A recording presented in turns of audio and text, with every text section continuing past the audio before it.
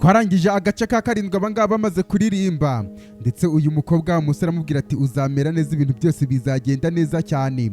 aribwo yaragiye gufata akagitari kugira ngo aririmbe akaririmbo nyine ndetse umusore ari nako amubwira ngo iyi kariyeri ye azayifate neza cyane banabisekamo.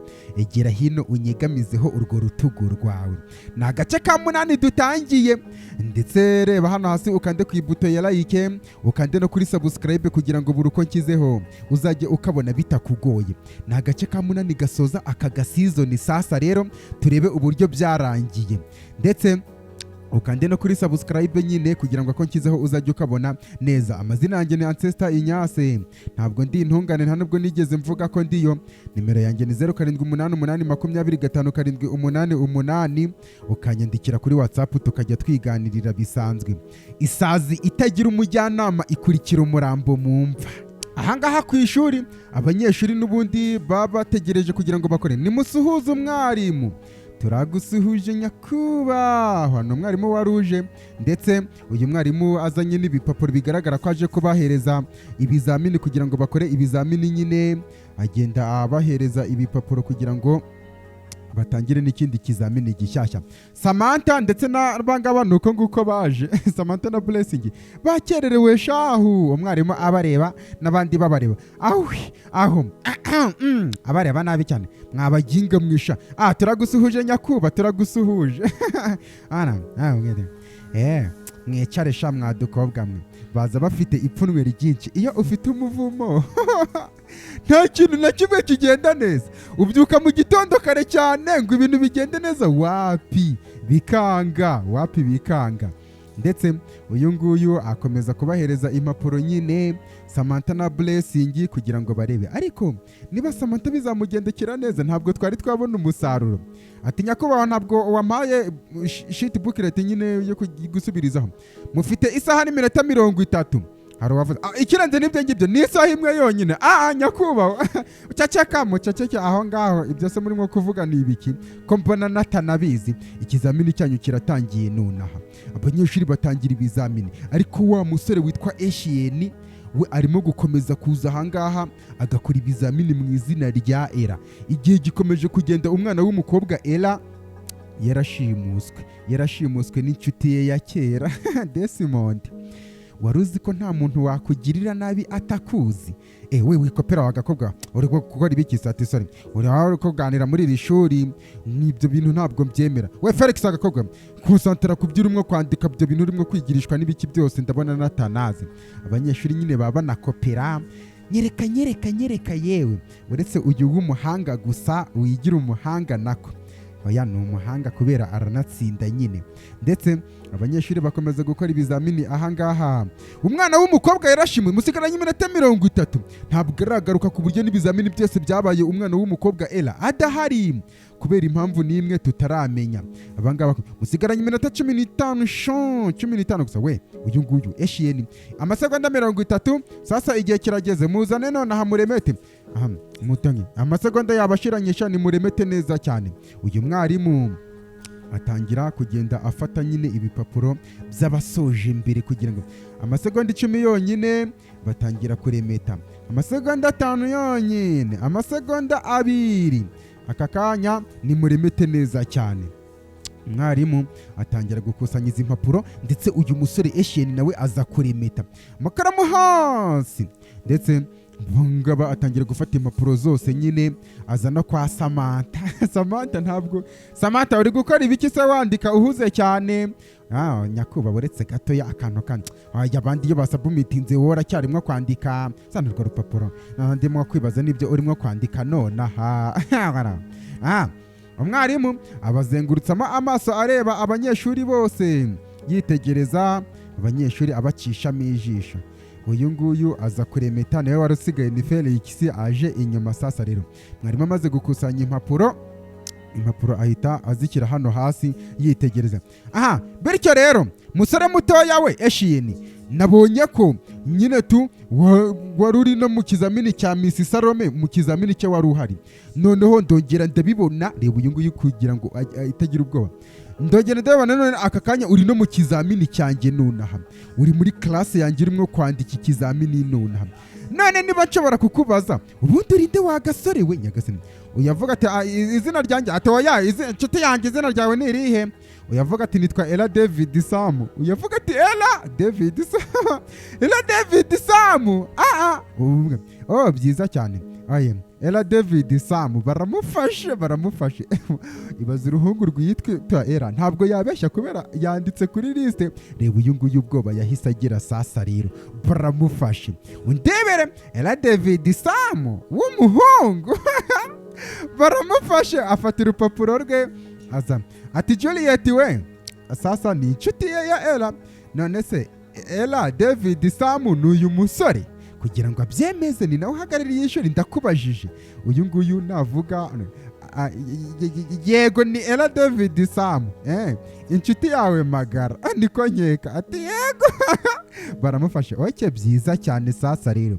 kano gakobwa kubera ari n'akagoryi iyo gahakana basi kakamuta mu cyuho wenyine oke sasa rero ukuntu bigiye kugenda ibyo ngibyo nibyo byakakanya Ella ngwino tujyane ngwino ujyane nanjye Ella David Sam namwe mwese musigaye aho ngaho mugira umunsi mwiza eshiyene baramujyanye yitwa Ella David Sam abantu bakora amabara uyu nguyu asigara ahangayitse cyane kubera ikinyoma abishye uyamureba none se ryari yahindutse Ella David Samura kuva ryari uyu nguyu noneho bantu nyine baba bafite ifitina bashaka guhora bari imbere simbizi uyu nguyu amwiryaho n'ibishake baragufashe sha turebe uyu nguyu nuko nguko eshiyene bamujyanye washa witwa Ella w'umuhungu nasa icyo kibazo ati nyakubahwa hari ikintu nshaka kukubwira ati oya mbwira ati nyakubahwa rero njye ntabwo ndi Ella oya vata ngo ntabwo uri iki ati ntabwo ndi Ella nyakubahwa ati ntabwo uri Ella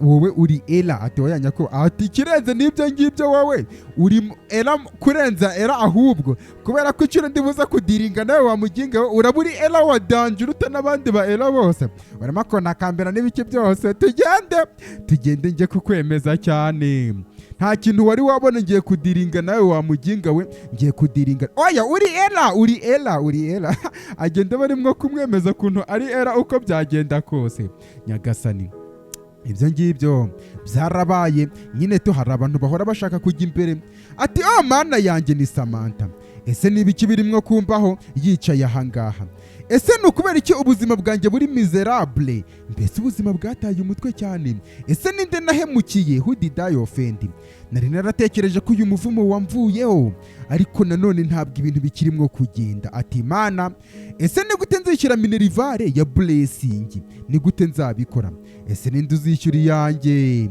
uyu mukobwa byanze ariko boretse gatoya ndamutse mbitekerejeho neza cyangwa se ntekereje nkoresheje ubwonko nese Angela ari amafaranga yarayatwaye kuko aramfureminga yarabirose ibyo kuba Angela ariwe watwaye amafaranga aruhutse umutima cyane yageretse w'icyaha none se wasanga ngomba kwemera iki cyaha kuri nyakubahwa Jude narangiza nkamusaba n'imbabazi ahubwo ati yego nicyo ngomba gukora reka ngende nemera icyaha mutakambire cyane kugira ngo amene imbabazi ariko se nanone kandi ni hehe nzakura amafaranga yo kumusubiza mvuga ko nayibye nyine nk'abanyagaruye aruhutse umutima cyane ati ibingibi birakomeye cyane biragoye rabona nyine baba bafite umuvumo babyita ngo karandeda ukajya kumva umuganga ngo twebwe tuvura indwara zidakira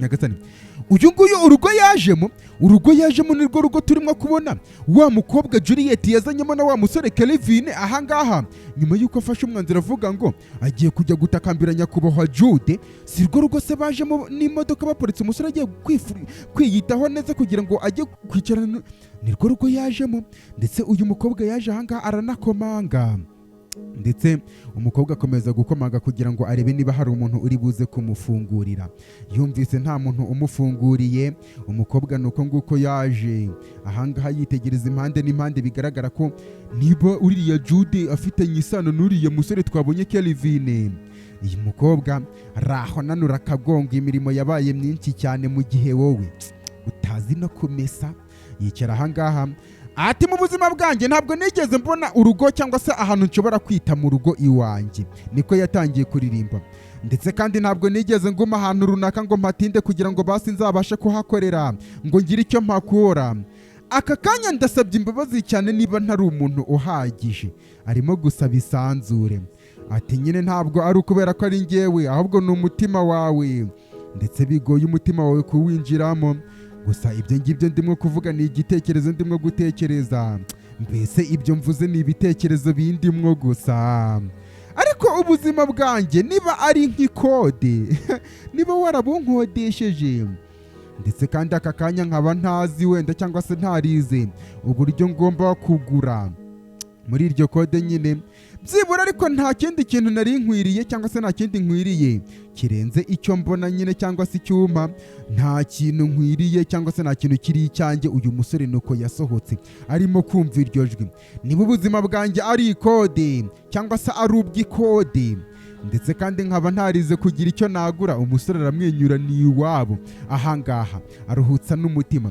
Ubwo nyine nta kindi nkwiriye uretse gusa ibyo ngibyo mbona. Ubwo wasanga iri ari ryo geno ryanjye, kubera ko n'ubundi se ko nta kintu mfite cyanjye, byose ko ntabizanye nkaba ntazanabijyana, nta kintu mfite aka kanya cyanjye. Ubwo reka nyurwe gutya. Uyavuga ati mbega ijwi ry'icyuki cyane. Ni umusore ati rwose ntabwo kwihangana nari nabishoboye, ndimo kwibaza ngo nyiri iryo jwi ninde. Ushobore kuba ari uri Samantha. Uyu nguyu aratungurwa cyane. Wowe se urinde ni gutuza izina ryanjye? Ndavuga ati tuza wana tuza, papa wanjye already yamaze kukumbwiraho. Uyavuga ati papa wawe? None se nese Mr. Jude ni papa wawe? Uyu nguyu avuga ati wasanga. Umukobwa amubwira ati ndarahiye ntabwo nibye amafaranga. Undi avuga ati ndabizi ko utayibye. Ati urabizi? Ati yego rwose. Umusore aruhutse umutima ndetse abitekerezaho, yitegereza uyu mukobwa. Nese waretse njye nawe tugatemberana? Wasanga wenda turimo gutembera uri buze kunyigisha uko baririmba. Ati nta kibazo nyakubahwa, reka tujye gutembera. Ndavuga ati nitwa Kelvin Jason, nta bya nyakubahwa, mbese tujyane gutembera. Uyu musore kumbi arabizi ko uyu mukobwa atibye amafaranga. Bigaragara ko nakora ari kujya gukora ikizamini nyine, ari amafaranga se uriya mugabo yari yarishyuye mbere nyine arimo gukomeza igihembwe. Ibukurikiyeho bizaba ari ibibazo bikomeye cyane. Hano bana barimo kugenda, agakobwa katurutse hano kameze nka Ella neza. Ella kuramo ku kagofero wagakobwa aramubona. Era warareko wa mugenga wariko ntabwo nabimenye, umaze iminsi hehe? Uyivuga ati niretse kutamamagaye. Ati naraguhamagara ariko telefone yawe yari ijimije. Uyavuga ati oh sorry, niko bimeze nyine barangara wundinze. Wakoze iki se? Ati ntabwo bikureba. Nasa uzi ukuntu nari impangayitse cyane. Yego rwose yarahangayitse, twari duhangayitse cyane. Yavuga ati ya sorry nubundi nari ngiye guhamagara mu mbabarire cyane. Nukuri mwihangane cyane. Umva nese ku ishuri bimeze gute? Ibizamu ndamanya aka kanya ishuri ryitayeho rero sasa rero. Oya aka kanya byitayeho ku buryo watumye mfata risk ikomeye cyane. Ndavuga ati oh mbega. Ati natumye umuntu yicara mu mwanya wawe. Ndavuga ati oh mbega byagenze ute se? Ati byari bikoye cyane, byari bikomeye. Yego rwose byari bikomeye cyane ku buryo nyine twigabanijemo amatsinda cyangwa se batugabanije tugasigara turi abanyeshuri 15 mu ishuri. Ati natumye umuntu yicara mu kizamini kugira ngo agukorere ikizamini. Ndetse kandi noneho uwo muntu yaje gufatwa. Yavuga ati no oya yaje gufatwa. Uyu nguyu yareba avuga ati mumbabarire guys. Ati hanyuma se mama wawe ibingibi arabizi? Avuga ati oya. Ati sister wati oya, nta muntu ugomba kumenya ibi bintu. Uyavuga ati kubera iki batabizi se? Kubera iki batabizi? Yavuga ati tuzavuga no mu gihe gikurikiye. Unose ugiye hehe? Wagakwiye kuba ugiye mu rugo. Uyavuga ati nshaka kujya guhura na Desmond. Uyavuga ati we uvuze ngo ngweke ushaka kujya guhura na Desmond nanone? Ella hari ikibazo ufite wagakobwa we? Uyavuga ati sorry none se Desmond ninde? Bano uriya bari kumwe n'umushuti wo ku ruhande, ntabwo wamuzi. Situvuge. Ati ijwi ryawe rituruka mu ijuru, niko yabwiye Samantha uyu musore. Urakoze cyane, ni Heaven nyine. Aruhutse umutima. Ati ntugire ikibazo Samantha, papa wanjye azishyura amakosa yakoze. Ndavuga ati oya ndakwinginze, papa we yakoze byinshi cyane, yankoreye byinshi. Ndavuga ati oya ahubwo ari hafi kubigukorera niba utari unabizi, ntuhangayike cyane. Ibyo ngibyo byarabaye, mbese umusore rimwe kumuhumuriza. Nyine hari n'igihe uba ufite umuvumo ntubure abantu bagufasha nyine tu mu nzira kugira ngo ukomeze usinike n'ubuzima basi. ndetse igihe cyakurikiyeho abanyeshuri baje mu ishuri n'ibi bizamini byararangiye. Miss Salome nawe nuko nguko yagarutse. Aha, ndabasuhuje musu. Turagusuhuje Miss Salome. Ati sawa sawa, igitondo cyiza class, igitondo cyiza. Ngaho ni mwicare nonaha. Ndetse abangaba baricara ni Miss Salome yitegereza. Ejo izaba ari finali ya in-house spelling bee competition. Amarushanwa ya nyuma. Bityo rero mwese bireba mugomba kuba muri tayari cyane. Ubwo hagomba kuvamo abazaserukira iki kigo. Ndumviswe se? Ati yego ma, urumviswe cyane, byiza cyane. Aka kanya rero nimufata ibikoresho byose mwandikira ku meza, mbahereze teste, mbahereza akantu. Abanyeshuri barijoje. Ntabwo twari twiteguye ma, n'ibiki byose. Mbese abahe akagerageza ko kugira ngo arebe ko byakunda, cyangwa se ababaze nyine ibyo ngibyo byarabaye, ndetse amatese bigaragara ko ibizamini bishobora kuba byaranasohotse. Uyu musore Alex yatambutse ahangaha aza kureba ku rutonde kugira ngo arebe uwo yabaye. Wabaguwa kangahe se?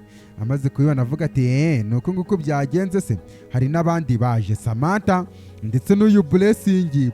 Ati nabaye wa kabiri. Ewan, hi Alex, Samantha, WhatsApp bimeze bite? Se ni fresh cyane.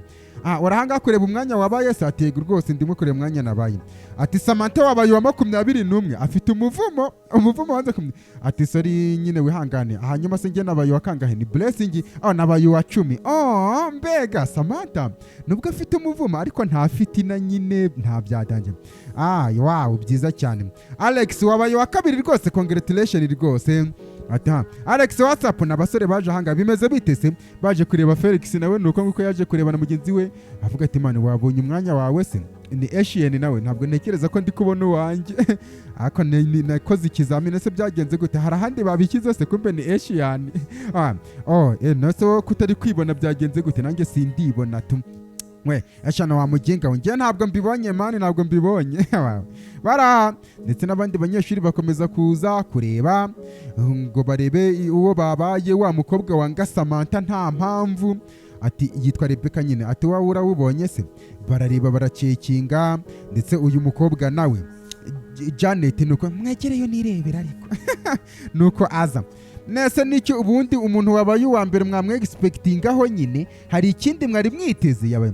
Juliet yabaye wa kangahe se? Reka turebe uwa gatatu. Juliet yabaye uwa gatatu muri za test zose bakoze, baraseka kuko agomba kuba uwa mbere. Janet niwe wabaye uwa mbere, Alex abo wa kabiri. Ndetse Juliet nuko nguko yazanye n'inshuti ye ahangaha baza kureba. Ese nabaye uwa kangahera? Izina ryanjye ni irya mbere se? Ati nge nabaye wa karindwi. Wow, byiza cyane.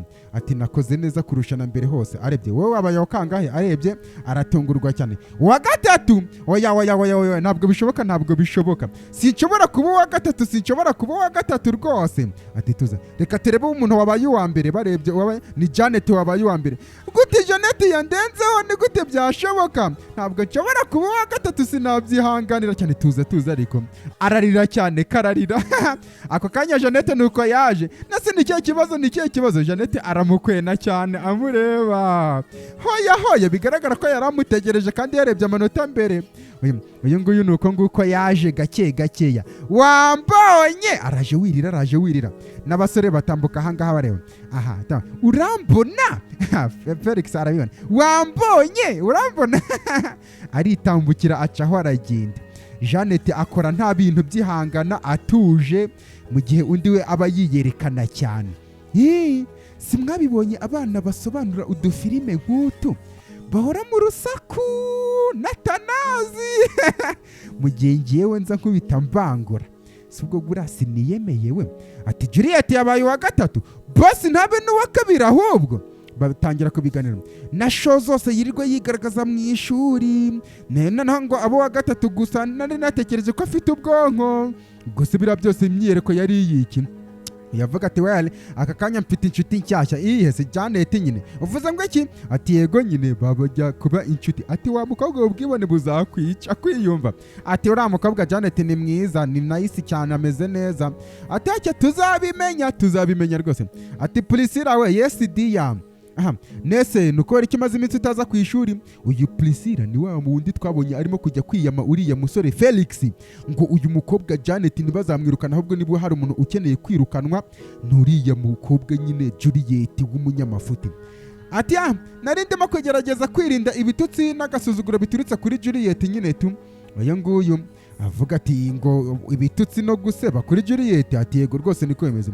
Ati Juliet turimo kuvuga aka kanya yagize umwanya wa gatatu, yaje ari uwa gatatu. Uyavuga ati yego amakuru yose arazwi turayazi nyine. Amureba njye ntabwo ntunguwe kubera ko icyo ahugiyeho ni ugupanga umuntu ngo yirukanwe, cyangwa se icyo ahugiyeho ni iyirukanwa ry'umuntu uri ahangaha muri iki kigo cy'amashuri ngo bamwirukane. Uyavuga ati ninde uzirukanwa se barimo kuvuga. Uyavuga ati ni wowe nyine, afite amakuru wowe nyine. Uyu ahita yikanga nta nubwo yari abizi. njyewe uyajya muri telefone kugira ngo arebe, reba akangaka barashaka kukwirukanisha. Uyu atunguwe cyane arareba, Juliet ashaka Janet ngo yirukanwe mu kigo cy'amashuri. Ati nabibonye muri telefone y'umuvandimwe wanjye musaza wanjye. Kumbe Felix ni musaza w'uyu mukobwa yitwa Priscilla. Nese brother wawe ninde? Ati oya byihorere ntubyiteho bye. Ati kandi ibyo ngibyo biranyibutsa harya ninde wabaye wa kabiri. Uyavuga ati ni Alex wabaye wa kabiri rwose. Naho Elase ati ntabwo mbizi ariko ntabwo amaze iminsi azangaha mu ishuri. None se hari ikibazo tujyanye nge nawe?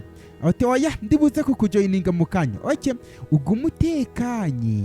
Uyasigara tegira ngo Juliet ashaka ko nirukanwa muri iki kigo cy'amashuri. Uyu mukino ndimwo kuwukunda cyane rwose. Reka turebe uko biri buze kugenda. Ni umukobwa uyu mukino arawukunze yumvise ko bashaka kumwirukanisha. Ubwo nawe agiye gukina udukino sasa rero. Ndetse igihe cyaragiye.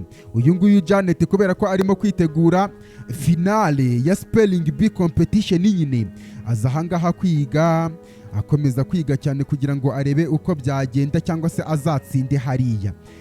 Buriya gusoma cyane bityaza ubwonko niko bambwiye, kubera njyewe nisomera agacupa nyine tu nicyo nabonye nasoma. Abantu musoma agacupa nyine. Ejo ni isabukuru yanjye ejo ku cyumweru.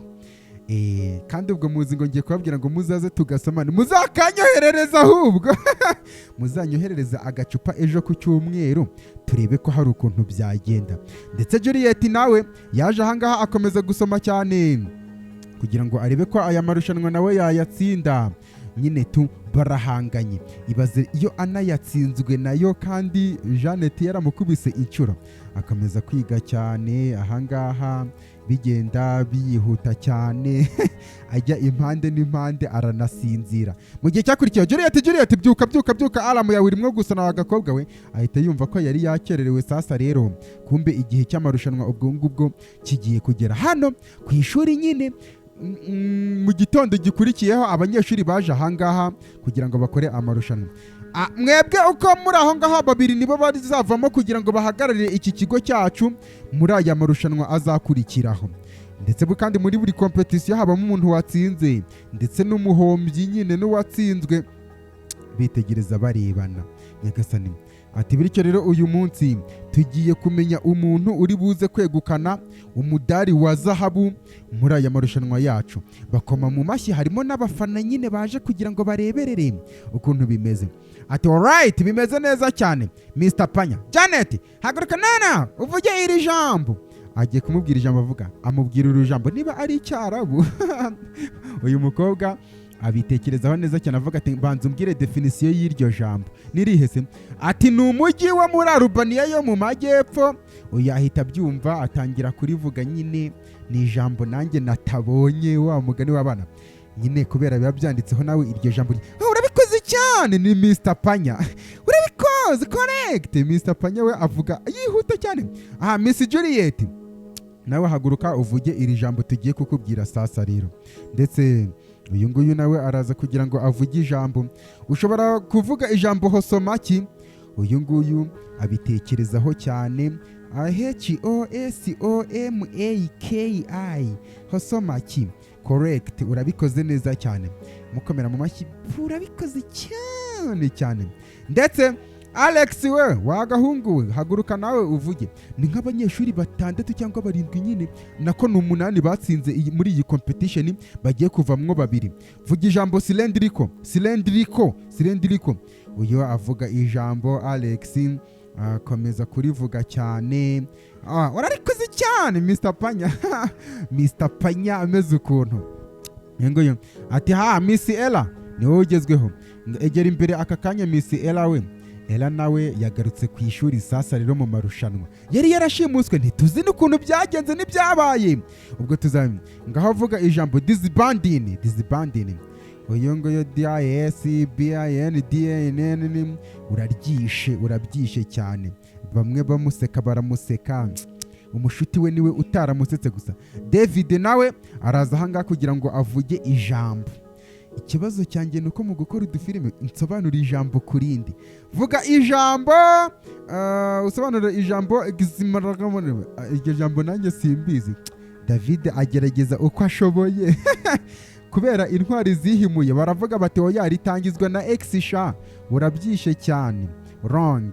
Mr. Panyara David banza ahangaha atari buze ko harenga. Bakomeza kureba ati Miss Juliet niwe ugiye gukurikiraho none hasasa rero. Juliet araza ahora ashaka umwanya wa mbere. Buriya inama nziza ntukarwanire guhora uri imbere. Wewe uzarwanire gusa guhora ubona bicamo ubona bikunda. Noneho igihe bitakunze nawe ubyemere nyine ko bishoboka ko ariko byagenda nyine. Ibintu nk'ibyo ngibyo. Ijambo bamubwiye nawe ryaramucangacanze Juliet biranga ukomeza kuvuga sinzi ibyo yavuze urabyishe. Yes Janet bahanganye. Abanyeshuri barababara. Ihangane baby girl ihangane. Amureba ndetse abangaba bakomeza gutegura n'amagambo. Mr. Panya Janet nawe avugire ya jambo shavuga ijambo. Ndetse Janet ahangaha naramuka akoze iri jambo araba ari imbere ya Juliet nyine. Araba ari imbere ya Juliet.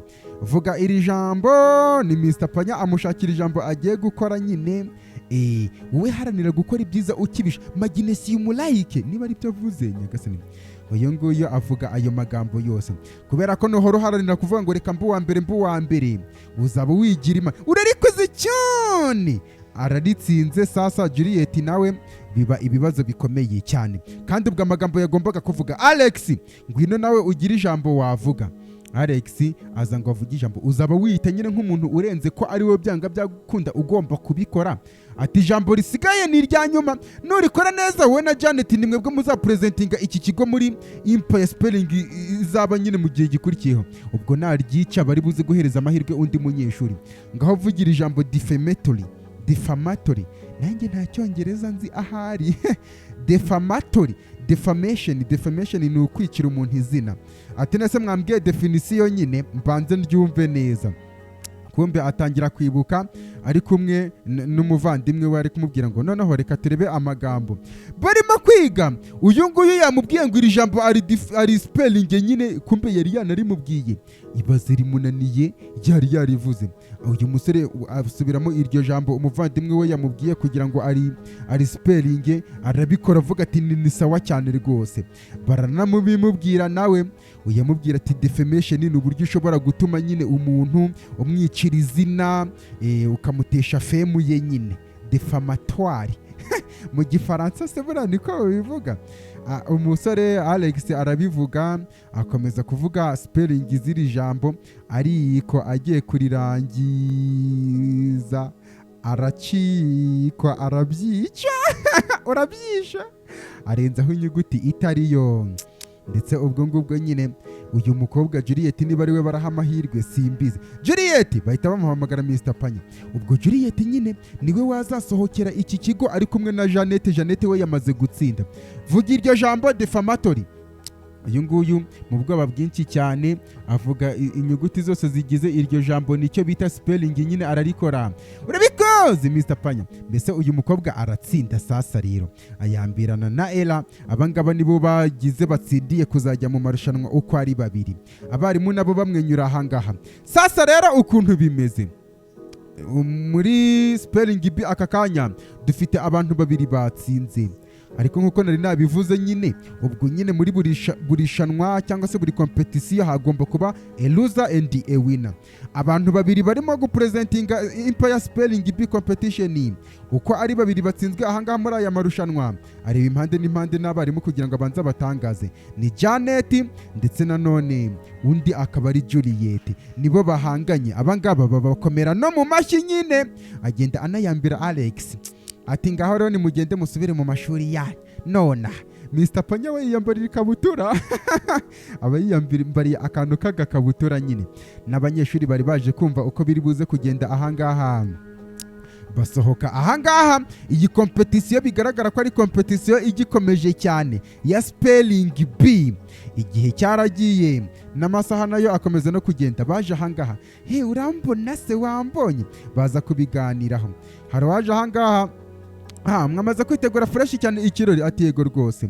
Ati rero aka kanya turimo kugira ngo duserebure neza cyane kukuba umukobwa wacu yatsinze ibintu bimeze neza. Ni umubyeyi udabagiza umukobwa we. Ati bityo rero aka kanya nkwifurije gutsinda kwinshi cyane ndetse na celebration nyinshi cyane, ndetse ukagira n'ububasha cyangwa se imbaraga ziri intellectuel, noneho narabagirane cyane nk'inyenyeri mu masomo yawe na performance yawe, ndetse kandi uzaramba ubuzima bwinshi cyane mukobwa wanjye.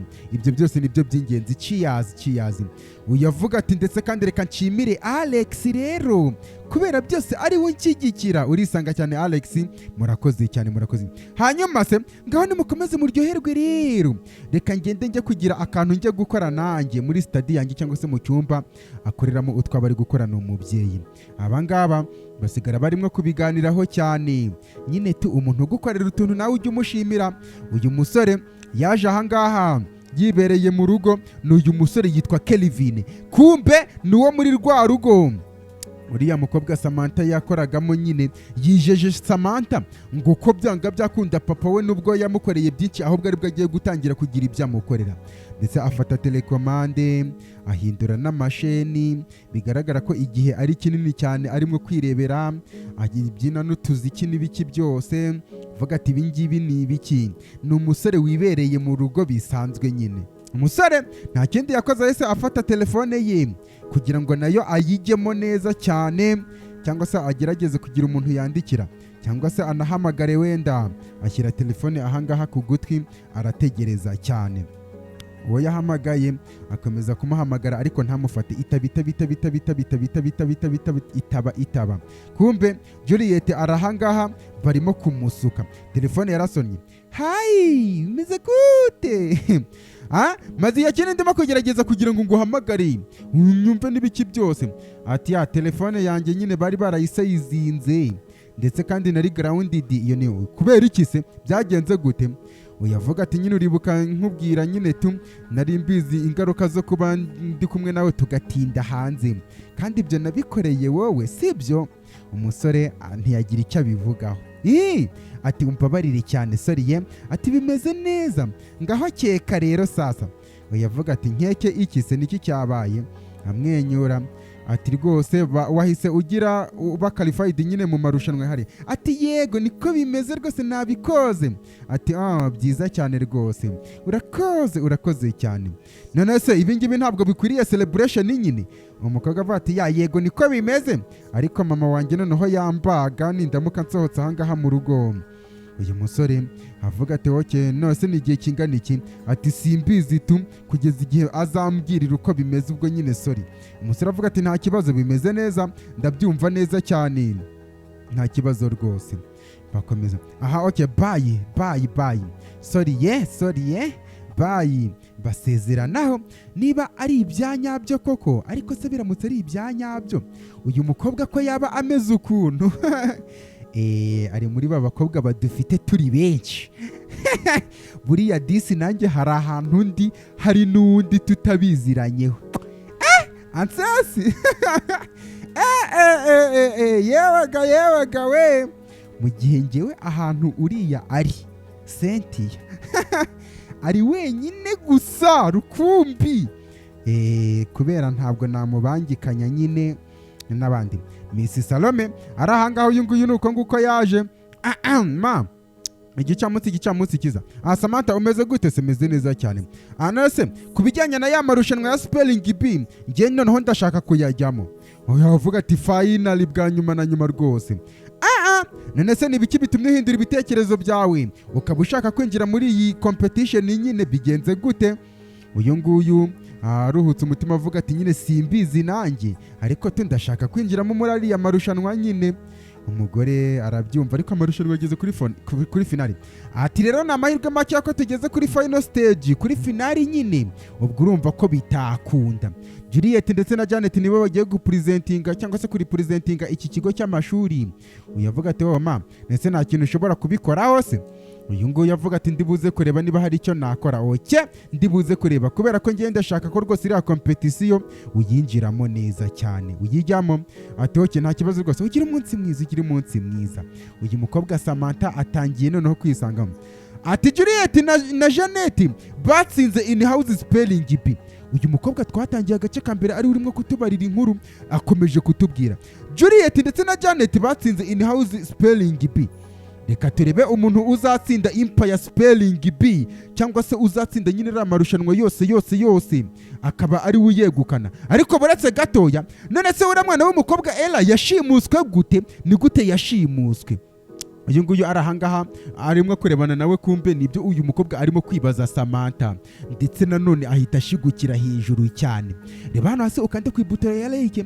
Agasizoni nuko nguko tugasoje, ndetse na agasizoni ka mbere. Ubwo nyine nitureba tugasanga murimo gutora ngo reka agasizoni kandi gakurikiyeho tukazane ngo aka kararyoshye, nzahita nkazana. Noneho nidusanga kataryoshye twirebere akandi karyoshye. Imyanzuro ni iyanyu, ushatse wakwandika nano muri comment ukavuga ati uzazane n'akandi, cyangwa se wasanga ibingibi ndi kubibwira umuntu udahari.